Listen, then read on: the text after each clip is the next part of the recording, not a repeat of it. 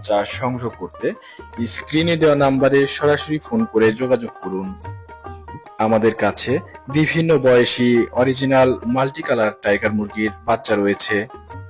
আপনারা চাইলে সরাসরি আমাদের খামারে এসে দেখে শুনেও বাচ্চা সংগ্রহ করতে পারেন, অথবা শর্ত সাপেক্ষে সারা দেশে ডেলিভারি করা সম্ভব।